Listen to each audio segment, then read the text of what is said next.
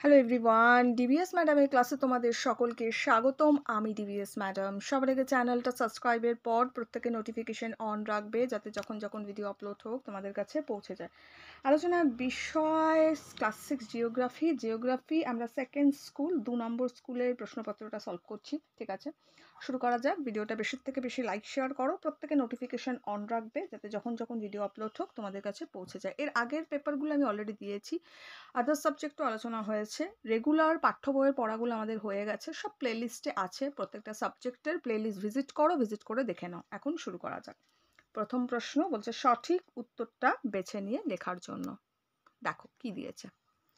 বলছে পৃথিবীর সবচেয়ে কাছের গ্রহ হলো বুধ, শুক্র, মঙ্গল, বৃহস্পতি। পৃথিবীর সবচেয়ে কাছের গ্রহ কি না, আমরা জানি হচ্ছে সবচেয়ে কাছের আছে হচ্ছে শুক্র। পৃথিবীর বলেছে, ঠিক আছে, শুক্র। নেক্সট প্রশ্ন আমাদের দিয়েছে পৃথিবীর নিরক্ষীয় ব্যাস মেরু ব্যাস অপেক্ষায় ড্যাশ কিমি বেশি। কত কিমি বেশি? অপশান আমাকে দিয়েছে 40, 42, 46, 48। এটা আমরা করব 42, তো এখানে লিখব 42। কিমি করাই আছে, আর দেব না। নেক্সট পরের প্রশ্ন বলেছে ভারতের প্রমাণ দাঘিমা শহরের ওপর দিয়ে কল্পিত। ভারতের প্রমাণ দাঘিমা ড্যাশ শহরের ওপর থেকে কল্পিত। আচ্ছা, কলকাতা, এলাহাবাদ, পাটনা নাকি সিকিম? এটা আমরা এলাহাবাদ করব, তো এটা আমরা লিখব এলাহাবাদ। ওকে, নেক্সট প্রশ্ন আমাদের দিয়েছে, দেখো বলছে শূন্যস্থান পূরণ করো। বলছে ভারতের মূল ভূখণ্ডের দক্ষিণতম বিন্দু হলো, এটা আমরা লিখব কন্যাকুমারিকা। এটা আমরা অনেকগুলো পেপারে এই প্রশ্নটা পাচ্ছি। ঠিক আছে, নেক্সট পরের প্রশ্ন ড্যাশ হলো ভারতের দীর্ঘতম হিমবাহ কি না, এটা লিখব সিয়াচেন। ওকে, পরের প্রশ্ন বলেছে নিচের যে কোনো একটি প্রশ্নের উত্তর দাও। ওকে, বলছে যে ভারতের বৃহত্তম ও ক্ষুদ্রতম রাজ্যের নাম। এই প্রশ্নের জন্য আমাদের 2 নম্বর আছে। তাহলে ভারতের আমি এখান থেকে উত্তর লিখে দিচ্ছি। বৃহত্তমটা লিখব বৃহত্তমটা আমরা কি লিখব না, বৃহত্তম হচ্ছে রাজস্থান।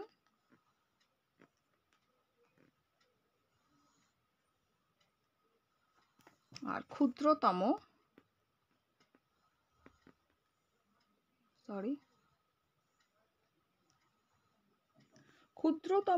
আমরা লিখব হচ্ছে গোয়া।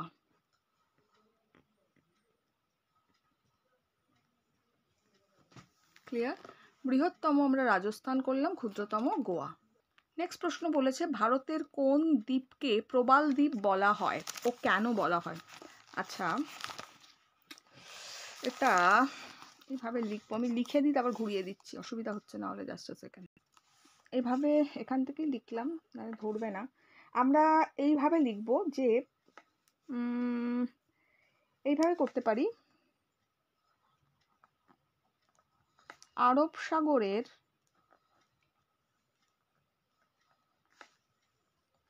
পঁচিশটি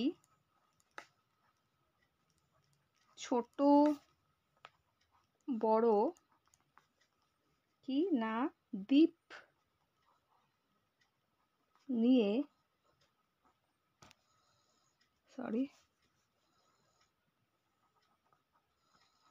লাক্ষাদ্বীপ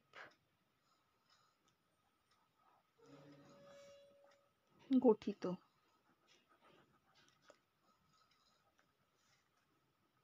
এই দ্বীপপুঞ্জের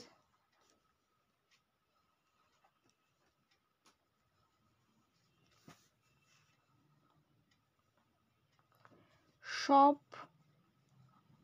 দ্বীপই প্রবাল দ্বীপ।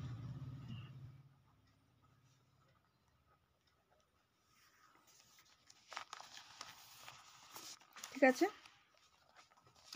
কি লিখলাম? আমি লিখলাম, বোঝা যাচ্ছে কি? তারা একটু বড় করে দিই। দেখো লিখলাম আরব সাগরের 25টি ছোট বড় দ্বীপ নিয়ে লাক্ষাদ্বীপ গঠিত। এই দ্বীপপুঞ্জের সব দ্বীপই প্রবাল দ্বীপ। ঠিক আছে, তাহলে ভারতের কোন দ্বীপকে প্রবাল দ্বীপ বলা হয়, এই অ্যান্সারটা পেলাম।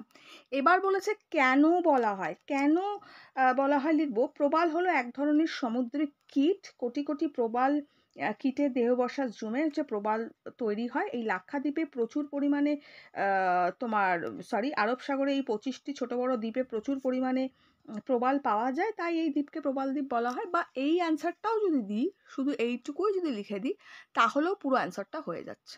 ক্লিয়ার? তাহলেও এই পুরো আনসারে একই উত্তর হয়ে গেল, কারণ এই দ্বীপে ছোট বড় অনেক প্রবাল নিয়ে গঠিত অলরেডি আমি দিয়ে দিয়েছি। তাহলে কেন বলা হয়, কারণ প্রবাল নিয়ে গঠিত, তাই প্রবাল দ্বীপ বলা হচ্ছে। তো যদি আমি এইটুকু আনসার দিই তাহলেও রাইট, ফুল মার্কস। ঠিক আছে, নেক্সট প্রশ্ন বলেছে নিরক্ষরেখার মান কত, অক্ষরেখার দুটি বৈশিষ্ট্য লিখুন। নিরক্ষরেখার মান লিখবো হচ্ছে 0 ডিগ্রি, উত্তর লিখবো 0 ডিগ্রি। আর আরেকটা হচ্ছে দিয়েছে অক্ষরেখার দুটো বৈশিষ্ট্য, তো অক্ষরেখার বৈশিষ্ট্য লিখবো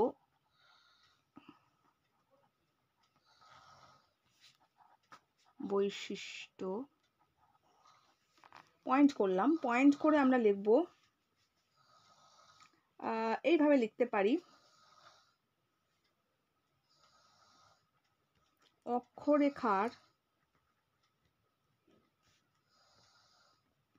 সর্বনিম্ন, দাঁড়াও একটু চার্জ কমে গেল, 1 মিনিট, সর্বনিম্ন, ঠিক আছে। আচ্ছা, অক্ষরেখার সর্বনিম্ন মান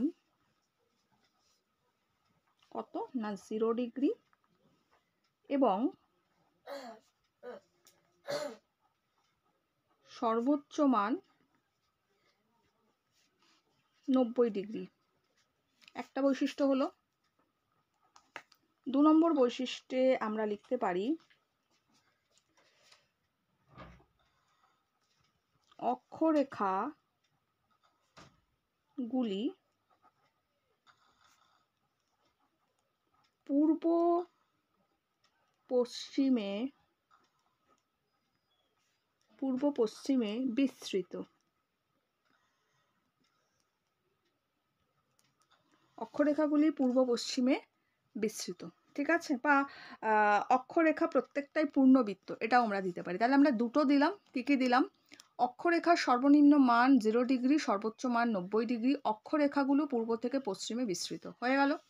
পরের প্রশ্ন বলেছে অক্ষরেখা ও দ্রাঘিমা রেখা 3টে পার্থক্য। দেখো, অক্ষরেখা দ্রাঘিমা রেখা 3টে পার্থক্য প্রতিটা প্রশ্নপত্রে আমরা মোটামুটি পাচ্ছি, কিন্তু খুব ইম্পর্টেন্ট পড়বে। অক্ষরেখাগুলি পরস্পর সমান্তরাল, দ্রাঘিমা রেখাগুলি পরস্পর সমান্তরাল নয়। পৃথিবীতে মোট অক্ষরেখার সংখ্যা 179টি, আর পৃথিবীতে মোট দ্রাঘিমা রেখার সংখ্যা 360টি। অক্ষরেখার মান 0 ডিগ্রি থেকে 90 ডিগ্রি পর্যন্ত, দ্রাঘিমা রেখার মান 0 ডিগ্রি থেকে 180 ডিগ্রি পর্যন্ত। ঠিক আছে, এইগুলো গেল 3 নম্বরের প্রশ্ন। এবার আমাদের আসছে হচ্ছে নিচের প্রশ্নের উত্তর দাও। এটা 5 নম্বরের প্রশ্ন। বলেছে ভূপ্রাকৃতিক বৈচিত্র্য অনুসারে ভারতকে কয়টি ভাগে ভাগ করা যায়, যে কোনো একটি ভাগ সম্পর্কে লেখো। এটা কোথায় পাবে, বইটা ওপেন করো।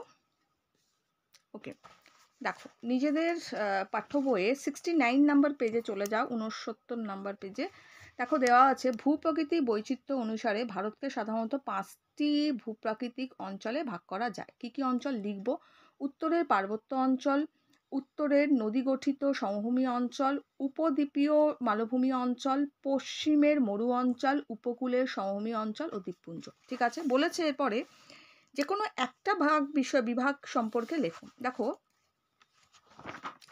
এখানে আমরা উত্তরের পার্বত্য অঞ্চলটা সম্পর্কে লিখব, কারণ উত্তরের পার্বত্য অঞ্চলটা খুবই ইম্পর্টেন্ট। এটা সিঙ্গেল পেপারেও প্রশ্ন আসছে যে উত্তরের পার্বত্য অঞ্চল সম্বন্ধে বিশ্লেষণ করো। প্রতিটা অঞ্চলই পড়ে রাখবে, উত্তরের পার্বত্য অঞ্চলটা কিন্তু ভীষণ ইম্পর্টেন্ট। ওকে, দেখো আমরা লিখব উত্তরের পার্বত্য অঞ্চল সম্বন্ধে আমরা লিখব যে ভারতের একেবারে উত্তরে রয়েছে উত্তরের পার্বত্য অঞ্চল। এই অঞ্চলটি ভারতের উত্তর পশ্চিম জম্মু ও কাশ্মীর থেকে শুরু করে উত্তর পূর্ব অরুণাচল প্রদেশ পর্যন্ত ধনুকের মতো আকারে অবস্থিত।